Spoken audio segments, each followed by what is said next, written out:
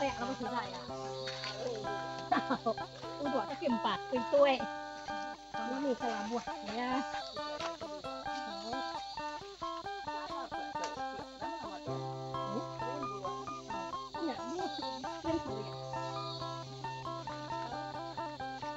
Tao cái này là sai ai bà thôi nhau bà là ngút rồi. Đã làm thì tao cái sai. Là chỉ bắt đấy.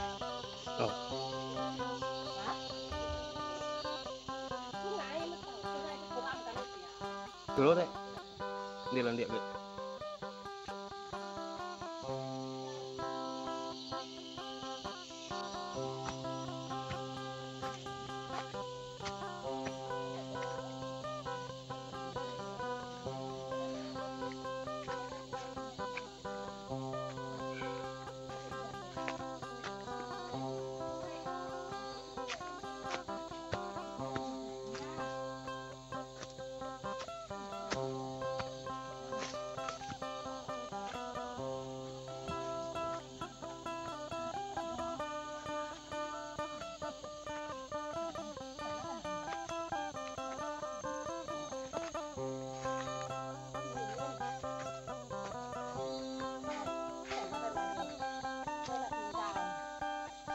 Selalu pilih aku kereta di luar.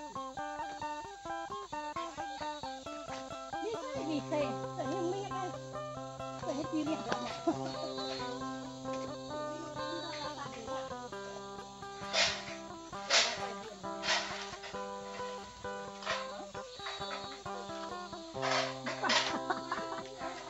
Nó đây nghỉ hả? Kami mau balik lagi kia.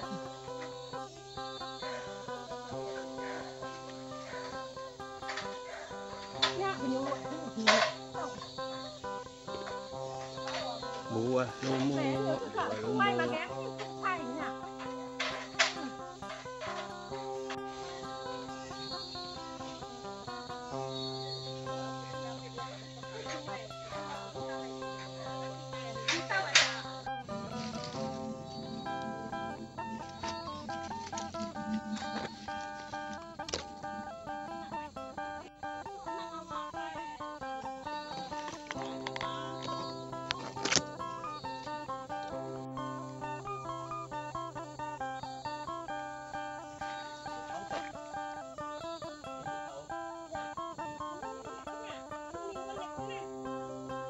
Ngay nhà đây tắm muốn nha.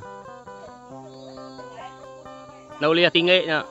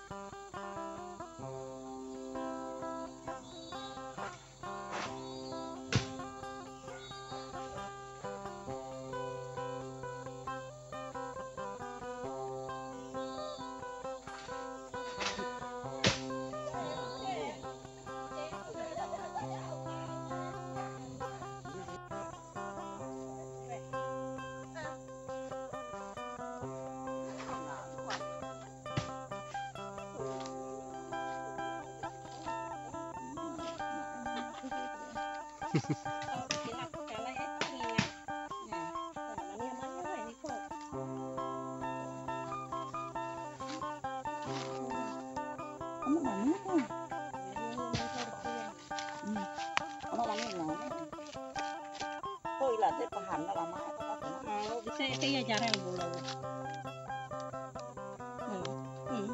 Udah dari. Udah tak lalu.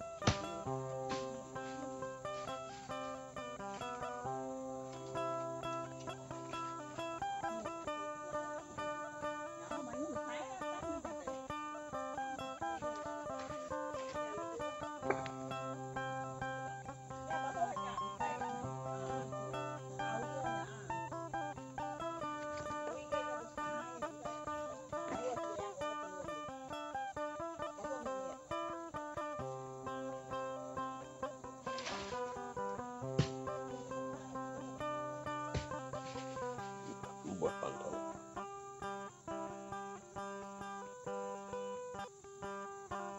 Ya, betul.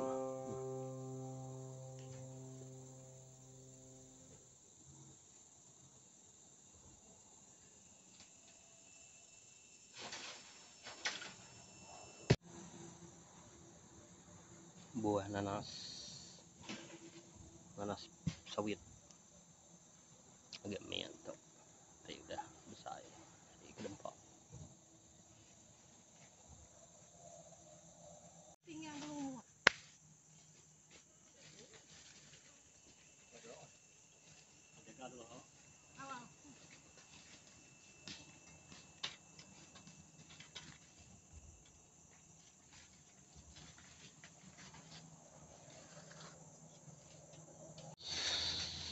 Cái sẽ gọi như thế. Cái tụng mày nama ha. Enggak, itu mah agak.